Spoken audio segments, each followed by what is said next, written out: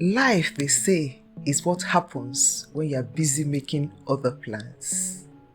But sometimes, life doesn't just happen.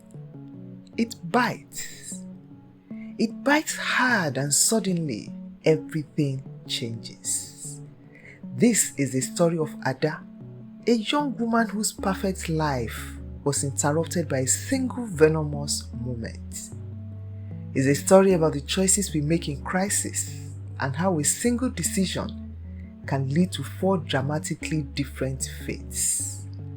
This is the 4 fates of Ada. Welcome to the Afro Tales with Kemi, where ancient legends meet with modern storytelling. So sit back, open your heart, and walk with me through today's tale, told as always the African way. I am Kemi Iwalesi.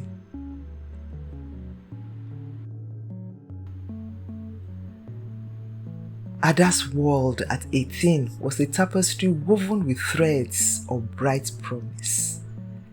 The last of her high school exams were behind her, the market duties a fading memory, and the entire weekend stretched ahead like a richly deserved reward. This particular Friday morning, the very air seemed to hum with anticipation. She was on her way downtown, her heart light, to collect the tailor's final adjustment to a special dress. Tomorrow, she will stand tall and proud as a bridesmaid at her cousin's wedding. And on Sunday, a thrill of nerves and excitement, she will stand alone on the church stage, her voice soaring in a solo performance. She was humming the very tune she would sing, a sweet, triumphant worship song that echoed her soul's happiness. Everything, it seemed, was unfolding in perfect harmony.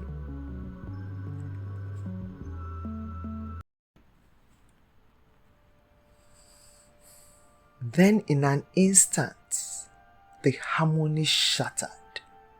A sudden sharp agonizing pain pierced her ankle like a burning ember igniting her flesh. Ada gasped, the song dying on her lips, her beautiful thoughts dissolving into raw sensation.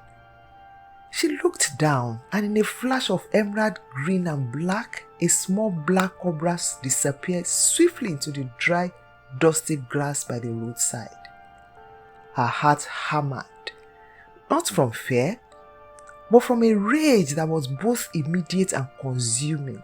How dare this reptile! How dare it intrude upon her pristine morning, hijack her perfect weekend, and poison her beautifully planned life? Without a second thought, she grabbed a thick, discarded stick from the ground. Her first instinct was not self-preservation, but retribution. She was determined to punish the source of her pain, to make this creature pay for disrupting her joy. She stomped after the retreating snake, fueled by a blinding righteous anger.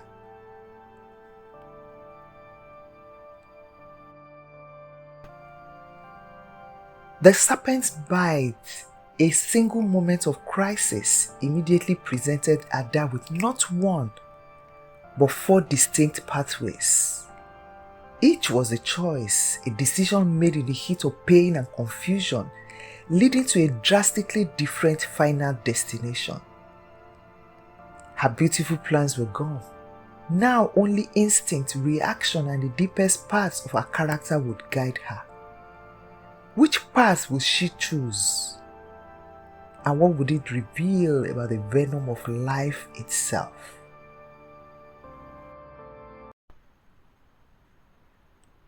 Ada's anger was not just a fire. It was a blinding, consuming inferno. Even if it takes my last breath, she vowed. Her voice raw with fury. I will make sure I kill you. She ignored the throbbing pain that was already beginning to spread, an insistent drumbeat in her veins. She pursued the cobra with a relentless, single-minded focus, her entire being consumed by the need for retribution. She chased it into the dense bushes by the roadside, thrashing the stick until she finally cornered the creature and beat the life out of it. A savage, hollow victory. As the snake lay dead, Ada felt a strange heavy wave crash over her. Not of triumph, but of exhaustion. The venom, unnoticed and untreated, had traveled quickly through her young, healthy body. A searing heat reached her chest, tightening her breath. The triumphant sound of her own heart was suddenly a painful, fading drum beat. Her vision blurred. The stick slipped from her nerveless hand, and Ada, triumphant yet utterly defeated, collapsed onto the ground. She died. Her beautiful life was taken by the poison, yes, but the death was irrevocably caused by her vengeance.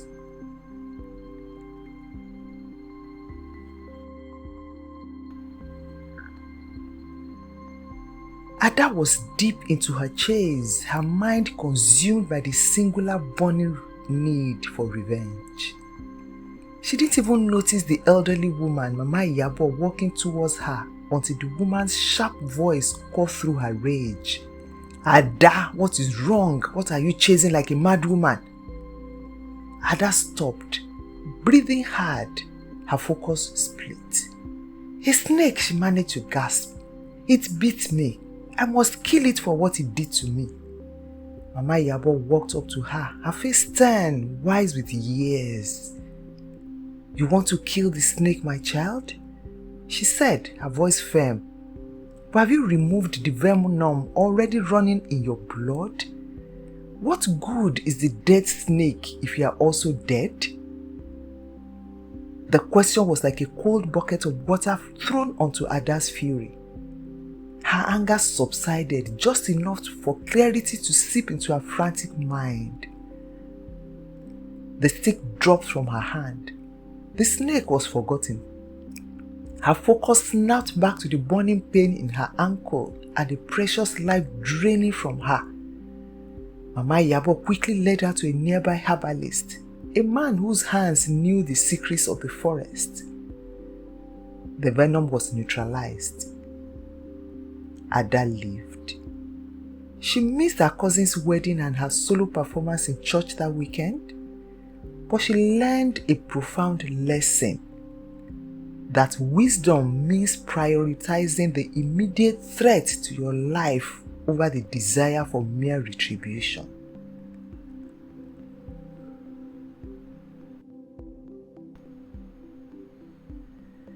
The very moment the sharp, agonizing pain hit her ankle, Ada did not look for the snake. Her mind, honed by years of practical village life and her own sharp intellect, went straight to the immediate threat to her life. Without hesitation, her hands moved. She ripped a piece of fabric from the colorful shawl around her waist and tied it tightly, purposefully, just above the snake bite, to slow the spread of the venom. Her face showed pain, yes, but not anger. Only a focused determination. She then pulled out her small phone and immediately called her mother, then the local clinic, giving them her precise location, her voice clear and calm, despite the throbbing in her leg. The snake was a secondary threat. The venom was the primary, life-threatening danger. Within minutes, help arrived. Because she acted instantly and decisively, because she sought to mitigate the danger rather than retaliate against it, the antidote worked swiftly, minimizing the harm. Ada lived.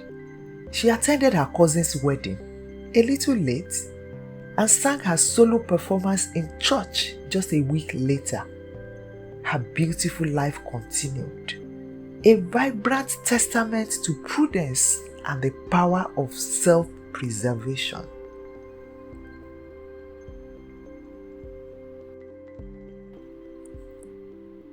Immediately after the bite, Ada looked at the slithering snake disappearing into the grass, then up at the bright morning sky.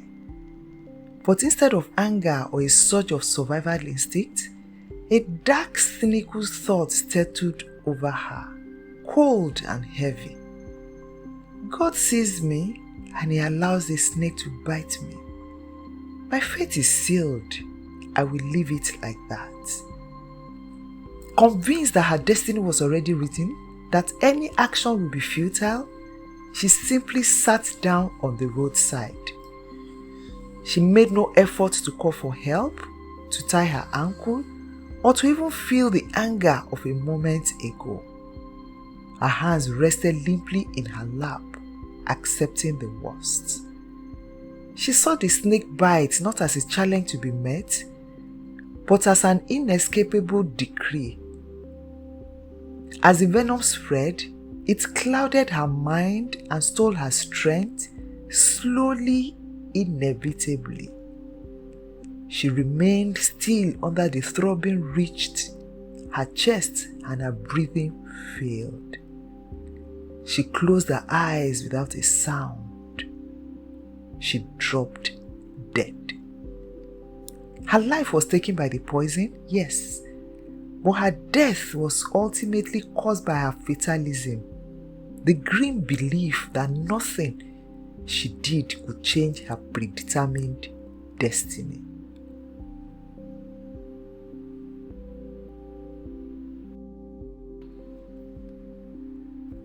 Ada's journey, tragic and triumphant in turns, offers us a powerful lesson.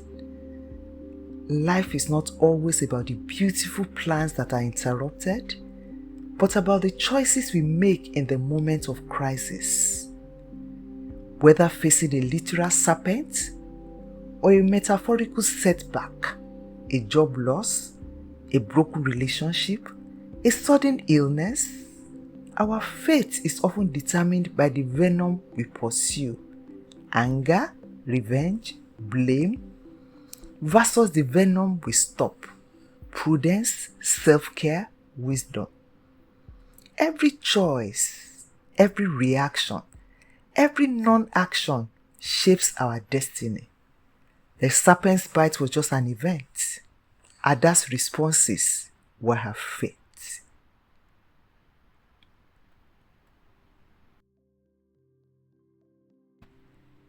Which of Ada's 4 choices resonates most with you?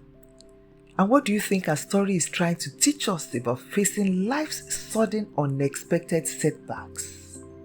Share your thoughts in the comments below. Subscribe to the Afro Tales with Kemi and join me next Friday for another story that shapes the soul. The only thing we can truly control is how we choose to respond to what is beyond our control.